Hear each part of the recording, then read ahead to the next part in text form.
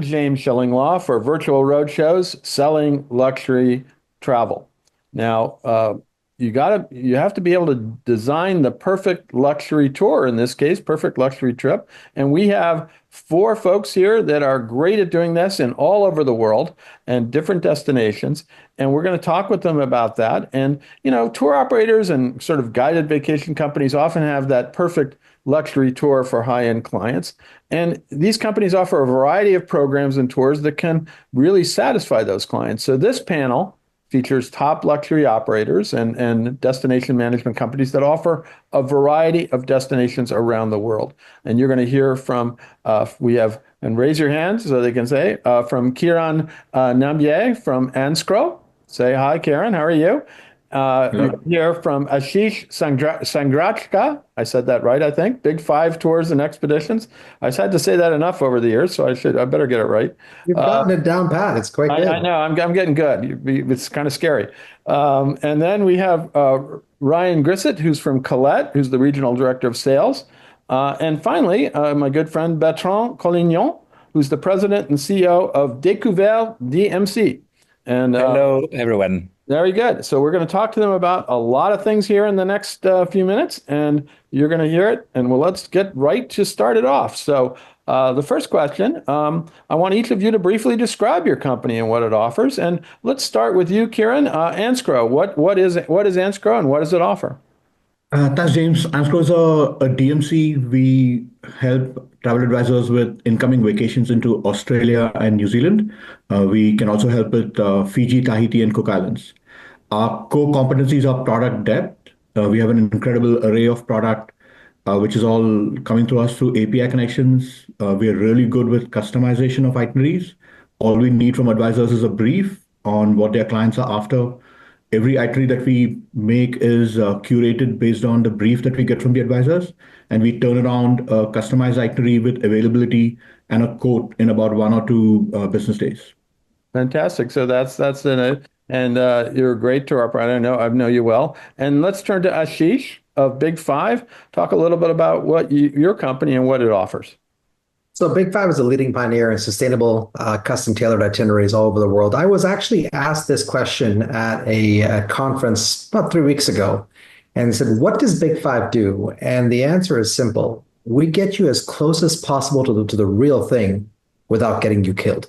We actually bring you back the right way. So whether it's cooking pizza over lava in Guatemala, whether it is trekking gorillas in the most remote parts of Uganda, where I've actually dislocated my shoulder 3 times doing it, or getting into some of the far-flung areas that you can't find on a map. It is about the 5% of travelers that are not happy with what they see in the news or on TV, but getting into the stuff that where they can really brag to their neighbors and say, look what I did, check out what I did. And our itineraries stand out as really the company that zigs when everybody zags. Got it. Yeah, that's fantastic. And Ryan, hopefully you didn't dislocate your shoulder. So what does Collette offer? Hi, James. No shoulder dislocations here. Collette, we're a premium tour operator based in the U.S. We offer over 160 pre-built itineraries to all 7 continents. Our trips range from 5 up to 30 days, and they will be fully guided from start to finish. Fantastic. And Bertrand, Découverte DMC, what do you offer? So yes, Decouvertes DMC France, because we are located in France, operate in France. We are a full service company. We are affiliated to Virtuoso, Signature Ensemble, Internova, and more. What should I say? The company was created in 1996, quite a long time ago. I've been in the business since for 25 years. We're a full service company. What everything your clients may expect from you guys, we're supposed to find a solution, and we do. We cover the all of France. And last point I would like to introduce in this presentation is we are positioned at luxury, top luxury, and ultra luxury markets. So this is our positioning. We cater the luxury markets. Yeah, well, I know you've been around 25 years because I think I met you 25 years ago. I'm sorry. I know. Yeah, we're both For both of us. a little more white hair for us both. Yeah. Anyway, let me go to the next question very quickly, since we're going to get into how long we've all been in the business. Now, how do you help travel advisors develop that perfectly luxury trip, upscale trip? I'm going to start now with you, Ashish. Tell us a little bit about how you helped develop that trip with them. So our team, well, we spend an obscene amount of money sending our team overseas to learn. We have offices in so many different, our own offices in so many different countries. And really our goal is to send them overseas to go break it. So when we talk to advisors, the first question we ask is, why are you going? Before anything else, why are you going? If it's just about keeping up with the neighbors or whatever the case, we'll usually try to talk them out of going. We had a guest recently that was set to go to Bhutan to actually mourn her father and to reconnect. And we ended up settling on Guatemala instead of Bhutan. It was the best trip. That's a bit of a difference. We really got into why she was going and realized that as lovely as Bhutan is, it was a complete mismatch. So we asked that, and we hold her hand the whole way because our product is really, really complex. It is a lot of labor that goes into it. And as I mentioned earlier, it goes into a very remote niche part of the market that nobody really serves. That's absolutely. So, Ryan, same question for Collette. How do you help travel advisors kind of discover the perfect tour for their clients? I think first, James, it starts. We rely heavily on customer and traveler feedback, and we put that into every element of our itinerary. So we utilize it when we're contracting the product, building the product, all the way through when they're going on the tour. I think the other huge element that helps them tailor what they need for where they want to go is we have 52 BDMs in the US, 6 in Canada, and then we have, I think, 7 in Australia. And what we rely heavily on is the travel advisor building that relationship with the BDM to find exactly what they need and what their clients need on any continent.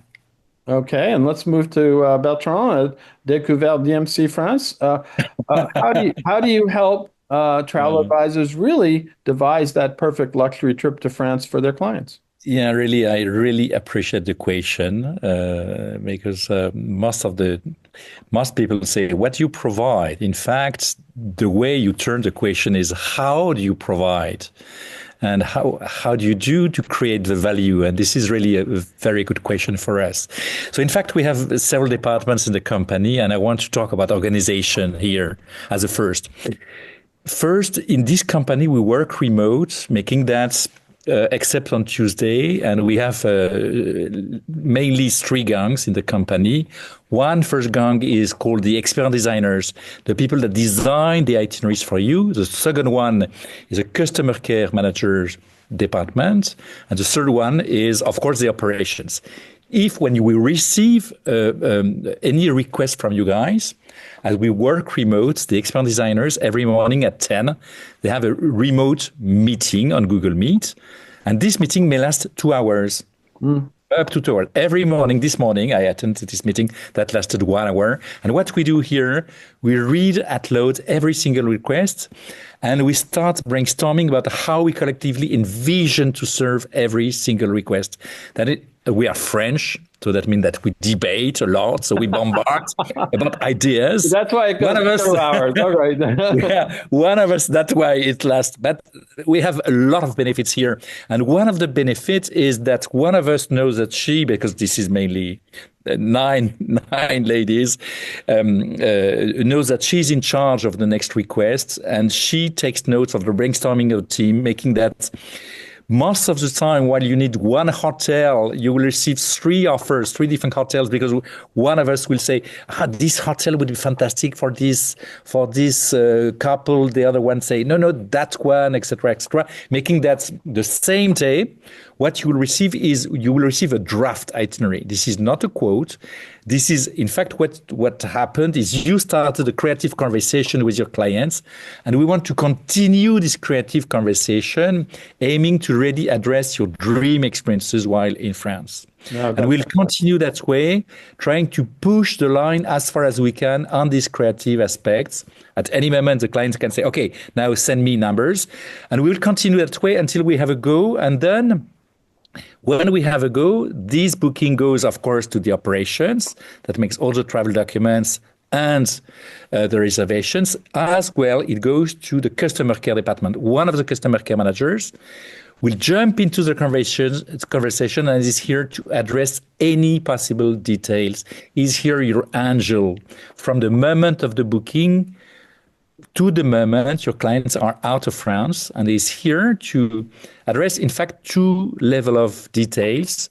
First are, for example, the restaurants reservations, dietary restrictions, walking abilities, walking distances, meeting points, and so on and so on and so on. But most important is, with the travel designers, you selected the big pieces. For example, you want to go to the Louvre for a treasure hunt. So these customer care manager will work with you about how you will deliver and how to make that happen.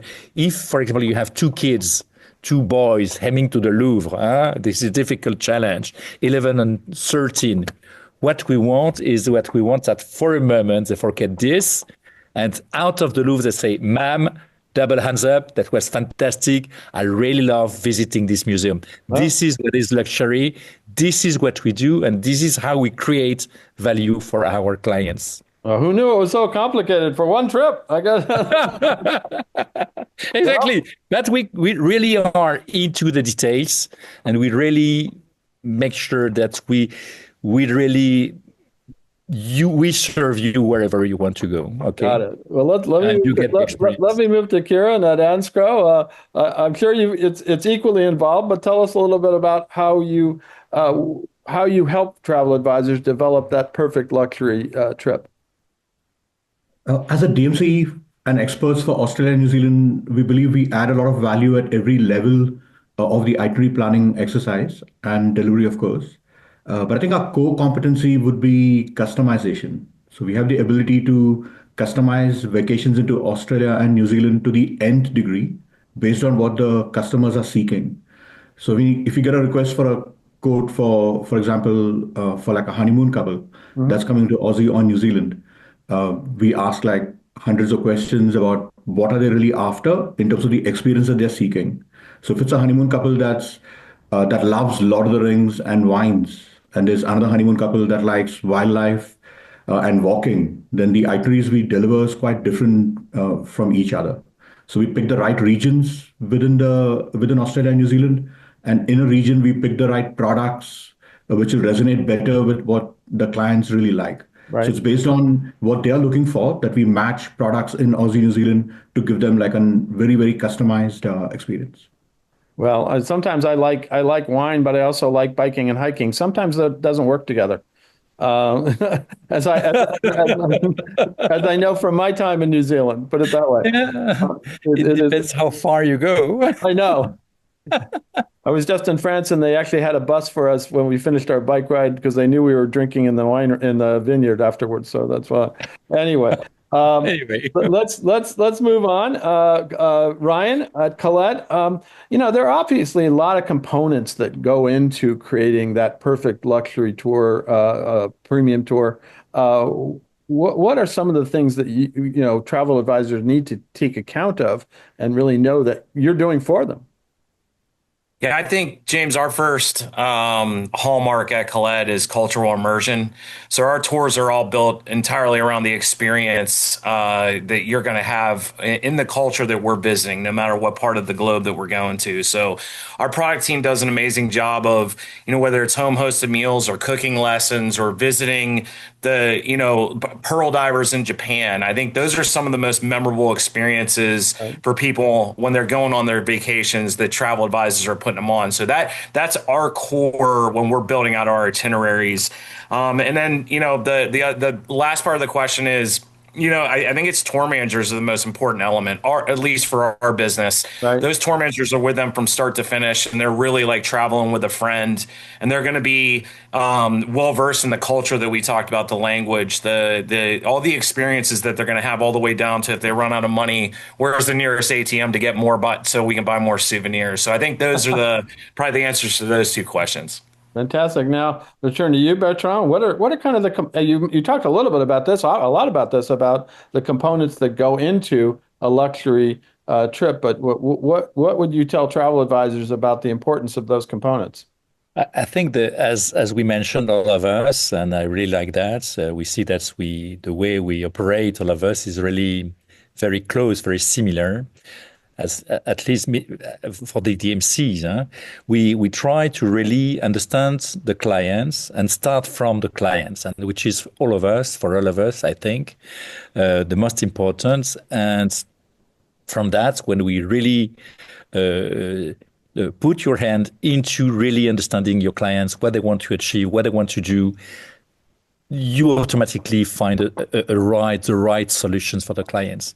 And I think at this level, that would be my best answer, is listening to clients, ask the relevant questions, work with the material that you get from the clients, and find the solution. Finding the solution for all of us is we know how to do that. But this is really we're not designing itineraries for us. We do not like in this company people that say, "Oh, I designed a dream itinerary for me. I would like to do that." No, we don't mind. Sorry, we want you to design the itinerary for your clients. So put your head into understanding your clients and make it happen. Absolutely. Now, I'm going to turn to you, Kiran, at ANZCRO. What are the components that go into trips to Australia, New Zealand, and all of the islands that you serve? It's completely down to what the customers are seeking to experience while they are here. So to a large extent, the way we design it is driven by what we feel will resonate for the experience that they're looking for. But in terms of components, we always get the accommodation right. With luxury, I think all of us in the business are still trying to understand or relate to a clear definition of luxury that we all agree to. So luxury means different things to different people. Right. As a result, the components that's included varies a lot. So important to get the accommodation right. We always do that. It's not about picking the most expensive property. It could be like a simpler rustic accommodation that's set among vineyards, because that's what the clients are looking for. And in Australia and New Zealand, especially, the day experiences are very important. It's less about where you're staying in the night. It's more about what you're doing in the day. Right. So our day components include stuff like could be a helicopter start and then a jet boat in a national park, landing in a luxury lodge for lunch, taking like a hike in the afternoon, like stuff like that. So completely depends on what we think the clients will love. That particular set of clients will love. Absolutely. And I have done all those things in New Zealand, that's for sure. Now, Ashish, same question for Big Five. What are the components? And you serve a lot of destinations, and including some very exotic with wildlife, safaris, everything like that. What are the components that travel advisors need to take into account to devise that trip? So, being that we're part of the World Travel Tourism Council, we're part of, Virtuoso, Signature, all the main ones. I have the benefit of sitting on several different boards, Sustainability Council boards and everything else. And one of the things that we have, and I think Kiran said it best, is there's a moving definition of luxury, just like there's a moving definition of sustainability. So we look at social responsibility at the center, but for us, luxury means authenticity and social responsibility. So the components aren't just flights, tours, transfers, hotels. It's not just that. Sometimes advisors will ask us, well, where's the money going? And since we only work through advisors, we don't take direct business at all. We actually will have Zoom calls like this, conference calls with advisors. I'll get on those all the time to be able to talk to people. In fact, when we're explaining components, we'll often tell advisors to let me be on the phone with them, because I want their clients to meet the principal of the company, right, to actually understand what I'm trying to say, what we're trying to explain. And what that leads to is finding out little details. For example, we had a family that was just in Kenya. And we found out, yeah, the safaris are great, but they're in, we talk about the night sky and stargazing. There's actually a social platform in Nairobi where I was born that actually talks about, bringing science to inner city schools, and they have a mobile planetarium. We actually set up a whole planetarium on the rooftop of a hotel in Nairobi and another one at a camp out on safari with an astronomer and everything to do a whole display from the Milky Way to the rings of Saturn in terms of explaining everything. Another example is actually what we do in Egypt, right? So we signed an agreement with local archaeologists 2 years ago, as a matter of fact, because we saw that the archaeologists, the famous names you meet on TV, they get paid $10,000, $12,000 to appear or to do different things. But an archaeologist doing the actual work gets paid $300. Right. We want to create fair wages for these archaeologists. So the agreement allows us to get access to the newest discoveries. So a lot of our advisors will go into a place. For example, I was leading an educational to Egypt in December, and one that you, me, and my late father talked about at one point about you coming to Egypt with me. And we were dropping down into a burial shaft of a mummy chamber that was just found 2 months before we got there. The mummies were still in there. Everything was still in there. Wow. So it's there. And James, you and I have talked about it all the years. We've been on for 52 years, and in that time, I haven't known you for 52 years. But I've known you for close to 20, and in that time, we've talked about constantly pushing the envelope. Yeah, constantly. So the components that we talk to advisors about are well beyond the standard components, well beyond the hotel, tours, transfers, flights. It's into the tangibles, into the stuff that you can't see, you can't touch, but you can feel. Those components. The experiential things. That's amazing. Now, let's turn to you, Bertrand, for the next question. What are the trends you're seeing today? What do luxury and upscale travelers really want out of a trip? Mm-hmm. Mm-hmm. This is really a difficult question.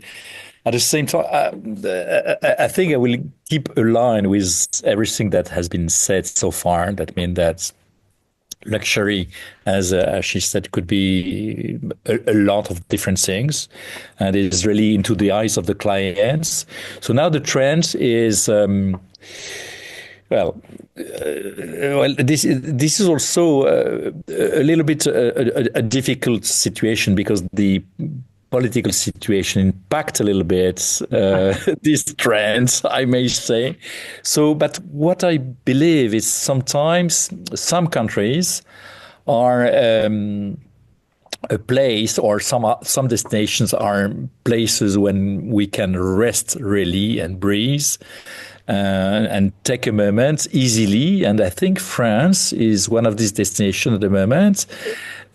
So I'm not sure if I addressed correctly the question, but I really believe that Europe is going to be really under the radars for Americans, at least for back and forth traveling, easy traveling. I come for a weekend, I come for a short stay. I rest a little bit, I go back to my work, but I will come for, let's say, long weekends where I can rest really. And what is really resting? So you think luxury travelers are really looking for a place to get away from things and rest and relax? Yeah, and sometimes we're a little bit more under pressure than usually, and we need to breathe. Absolutely. Now, Kiran, in New Zealand and Australia, that's a long way to go to rest and relax. Kiran, what do you see as the trends today from luxury travelers? We're seeing a lot of requests for completely off-the-grid accommodation options. So they're seeking complete isolation. So one of the products that's resonating quite well is something called Pure Pods, which is just like one bedroom or one unit in the middle of nowhere, set in like spectacular scenery. So it's overlooking a lake or a river, or in a very remote location. It's very often in a private farm. The farm could be the same size as Singapore, the country. So completely safe. New Zealand is pretty safe in terms of crime rates and stuff like that, but also there's nothing out there that can kill you, right? Like there are no snakes in New Zealand. There is no like wild animals out there. So it's completely easy and safe to be in a pure pod, like one unit in the middle of nowhere. Some of these pure pods are 7-8 minutes walking from where the car drops you off. Sometimes it's 50 minutes walking. So based on whether the clients want to walk, don't want to walk, we pick a ride pure pod. So we're seeing that a lot. We're seeing a lot of demand for cultural immersion, where it's a Maori elder or an indigenous leader that's taking clients around, telling them stories. We see a lot of interest for that. Uh, with uh, with the interest in sustainability and conservation, there are products like the National Kiwi Hatchery in Rotorua in New Zealand, where you get into the behind the scenes tour. So you learning more about the New Zealand's national bird, the kiwi bird. They take you through what happens behind the scenes. You talk to the people that take care of the kiwis, very often saved from the forest with some issue that they're trying to resolve. And at the end of that tour, you can name the kiwi, and the kiwis kind of you're like sponsoring the kiwi until it's set back in the wild. Okay. So products like that's what we are seeing. That's the new trend. They want to do that. That's amazing. Yeah. Ashish, yeah, go ahead. I'll just take a minute to talk about Hobbiton as well. So Hobbiton. Okay. Yeah. With Hobbiton and Lord of the Rings, like it's number one searched activity in New Zealand from the North American market, and they have behind the scenes tour as well. So we're seeing a lot of interest for things like that. And they haven't even come out with a Hobbit or a Lord of the Rings movie in the last 5 or 6 years. So it has an enduring appeal, I guess, right? Yep. Interest still there. Yeah, it's still there. Now, let's go to you, Ashish. What are the trends that you are seeing in the market today for luxury and upscale travelers? So worldwide, our top destination worldwide is Peru. So South America has actually really become a huge part. It has for some time, but Peru, Colombia, these places. But Peru surprised us because the rebound from the protests of 2022 to where it is now has been there. So travelers are going to destinations and where there's pockets of political stability, right? You had elections that are coming up in different parts of the country, and whenever elections happen in third world countries, those elections are always going to be unstable. They're going to be, going in different directions. And it's normal because some of these countries are on their third or fourth president. We have a podcast, we talk about this a lot in terms of it. So it's very much the case that today we look at travelers, when we look at luxury, they're like right now, Egypt, even though with what's happening in the region, Egypt is booming for us right now, just because of the fact that people are saying, okay, this is not, unfortunately, it is not going to magically change. You can't pick your neighbors. In the case of Peru, they have accepted that the politics are the politics and people are going. What's amazing is in all of our destinations, a place like Machu Picchu, which is like a must-see place, right? Obviously. Yeah. People are getting it out of the way on day 2 or day 3, and then we're taking them up to northern Peru to do different things there. If we had a guest, for example, that was going to India, had no interest in seeing the Taj Mahal. Like, yeah, okay, I'll see it, no problem. They spent more time in the southern part of India, in the Nagarholi forest, which is where they needed to be. We had somebody that was actually just going, as a matter of fact, right now, we have guests that are in South Africa that are in Cape Town that instead of visiting the District 6 Museum and everything else, they're doing a whole tour on anti-apartheid through street food. Okay. And the whole story is told. So they're looking for those kinds of experiences that are so far out in left field, those kinds of experiences where they can connect. And I'll also share 30% of our business, because I'm on the advisory board for the Family Travel Association as well. 30% of our clients are families. And it's not 3-4 generations. It's grandparents taking the grandkids. And I asked one of them why this trend is existing. And I got a really amazing answer. And this is across several different surveys. They said, we lived through 9/11. We lived through Vietnam. We lived through all these different conflicts. Our grandchildren, the pandemic was the first time they ever had their metal tested. They had not been through any kind of experience.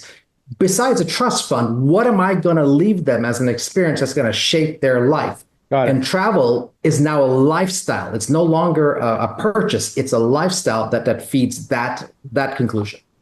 Fantastic. Those are some great trends that you're seeing. And I'm going to close this out with Ryan at Collette. What are some of the trends that you are seeing with sort of your premium and upscale travelers today? We're seeing the demand for smaller groups, James. I mean, when I started at Collette 15 years ago, everything was 44 passengers, and we still had 160 tours, and we had 6 small group tours. Now we have 60 small group tours. We still have the 160. So we're seeing our product portfolio diversify towards the smaller group. It's sought after, and these types of travelers are willing to pay a little bit more for, the different hotels that we can stay at with 18, 20, 22 people as opposed to 40.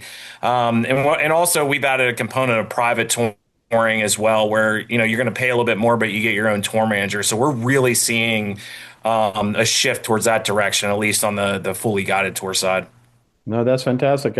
I've seen that as well. Now, we're going to get to the final question here, which is kind of the fun one. What destinations are really the most popular this year? Where are you seeing luxury travelers want to go? And obviously, you're going to talk about your own destinations. And I'm going to start with you, Bertrand. Where within France? What's popular? Maybe we don't know about. Yeah. Again, this question is very, very nice, but and for me, this question is a little bit like, what is your preferred place in France? This is a little bit similar. And this is a question I really don't know how to respond, because in France, we are so spoiled with so many fantastic regions, so different. Yeah. If you go from Provence to Burgundy or to Bordeaux region or to the Loire Valley or to Alsace, each time it's a different country. So, it's very, very difficult. So personally, I love Alsace at the moment, and I think this is one of the places that we should really visit, because this is very poorly visited by Americans, by the way, and where this is a place where you have deep traditions, fantastic architecture and cities. You have the wines. You have fantastic wines in this region, and the food is just as traditional as fantastic. Yeah. And all this is really unknown, and this is really a place to be visited at the moment for me. But if you want to talk about the champagne, I love the champagne, and this is champagne really can't go wrong there. And I love the wines of the Loire, and this is just endless. Just imagine that you soar around above the Château de la Loire, the chateaux of the Loire Valley, in a balloon. This is just a dream experience as well. So many amazing things to be done. But yes, probably the simple way to answer your question is, let's pick up Alsace. Okay, why not? Everything is a good pick. I do have a question about Paris. This is now a year after the Olympics, and everybody thought, not that Paris needs a boost, but is Paris becoming over touristed now, or are there other parts of Paris that we should be? Yeah, thank you, James, for the question. On our markets, I mean, on the luxury and ultra luxury markets, many people really avoid to come during the Olympics. So, by the way, luxury American markets, that was a good year, but it was not as excellent as we could imagine at first. But now Paris is nothing to be compared with what it was last year. So it's completely renovated from A to Z thanks to the Olympics. Also, Paris is more and more pedestrian and more a cycling city. So we can, if we want to navigate with a coach in Paris, this is a bit difficult and more difficult. But for our clients, they have a vehicle with a private chauffeur. It's quite easy. It's very easy and fluid navigating into Paris now. So Paris is very, very nice. And really what you enjoy, what you've seen on TV during the Olympics is really still here. All the monuments are magnificent. And well, Paris is a magnificent city, frankly. So it's easy to. And there's a lot of hotels. By the way, to enjoy. A lot of hotels, and there's a lot of new hotels in Paris too. In Paris, we are very spoiled. We have a lot of palaces, a lot of 5-star hotels, very solid 4-star hotels. and it's very nice. We're very spoiled. In France, in general, the number of 5 stars and palaces that we have around is really amazing, and the quality is fantastic. The quality of the service in these places is just top notch. Amazing, Absolutely. I believe. Well, glad to hear, because At least- I went before the Olympics, so it was interesting. And Paris was kind of empty, but that was Yes. for the. Now let's turn to Kiran. You've seen my pain, eh? I know. Kiran, I want to turn to you about the destinations. I mean, within your destinations, what are proving to be the most popular with luxury travelers this year? Yeah, but to start with Australia, we're seeing a lot of interest in Uluru and Ayers Rock. There's an incredible property there, longitude 131, that's resonating quite well. And that's people are looking for that cultural experience. It's quite a sacred and spiritual rock in the middle of Australia. Australia is the same size as United States, so it's quite a large continent. And down south near Adelaide, there's a place called Kangaroo Island, which again is getting quite popular with families, with couples. In the New Zealand side, there's a lot of investment going into luxury properties. There are new properties opening up all the time. There is one in Queenstown called Roki that starts in a few months. But on the other hand, 100-year-old lodge, right? Hookah Lodge, that's really well known across the world, went through renovations. They were closed for several months, and that reopens as well in a few. It just reopened, so there's a lot of interest to go back and see that experience as well. Amazing. Yeah, I know. I've been to both places, and they are amazing. The lodges in New Zealand. Let's turn to you, Ashish, at Big Five, and you offer a number of destinations, and you mentioned Peru was one. But what is proving to be most popular this year for luxury travelers? So I'm a numbers guy. I like graphs. So we track this every month in terms of our top destinations, not what's traveled, but what's booked. So what we can see is coming down the pipe, right? So when we look at the African continent, there's actually 2 places that stand out, right? So the bellwethers like Kenya, Tanzania are always going to be there. Right. Egypt has made a strong comeback, as I mentioned to you. They've really come up. But Uganda in particular is what's really, so my wife's family is from Uganda. And so Uganda in particular has actually really taken off. From the guerrilla trekking standpoint, I've been to Rwanda, Uganda, and they're all fantastic.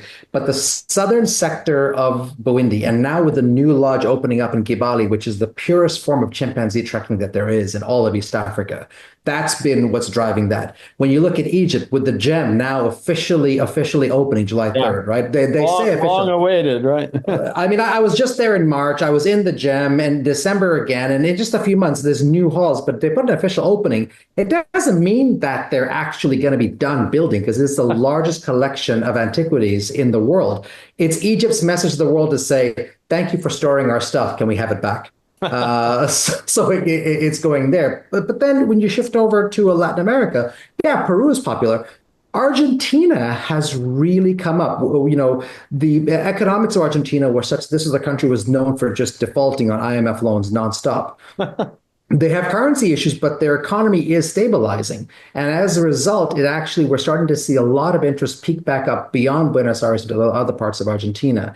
And then shifting over into Asia, we're noticing now a real pickup in specifically Indonesia, but not Indonesia as in Bali, but specifically going to see the orangutans. And going into that part, that's also, so it's very active and whatnot. And we've noted, we keep track of these destinations and how they're coming up in addition to the bellwether destinations. Well, amazing places to go, and proving to be ever more popular with luxury travelers. Now, I'm going to close it out with you, Ryan, at Collette. What are the destinations that are really this year are most popular with your customers, your premium customers? Similar to Ashish, we're heavy utilizers of analytics when it comes to this. And the two destinations that we see and what we're asked for quite a bit from this type of traveler. Number one, for the last couple of years has been Croatia.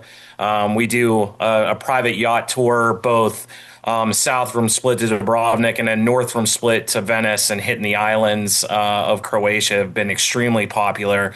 And then the other place going across the globe is Japan. Japan has been just on fire for us the last year or so, and going into the future, what's already on the books and what's being asked for. So I'd say those two destinations for us are two of the hottest for this type of traveler.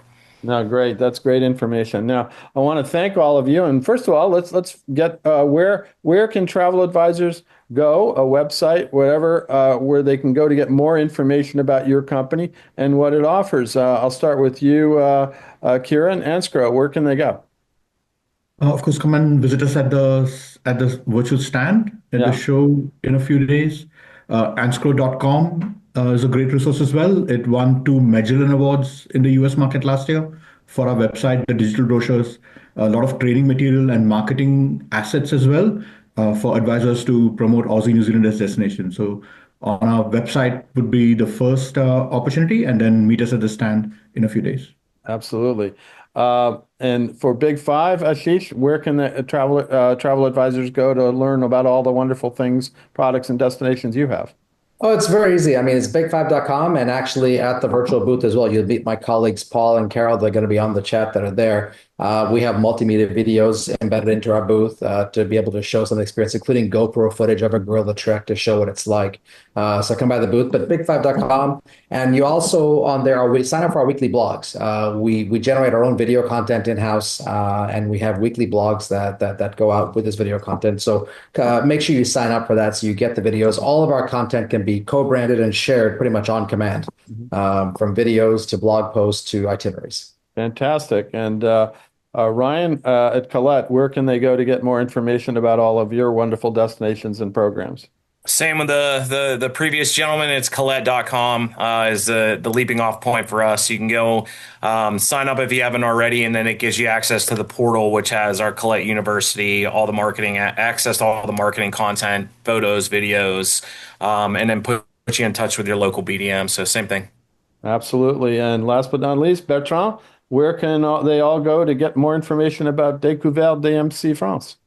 So you go to Decouvertes.fr. You can send any request to reservation singular at Decouvertes.fr.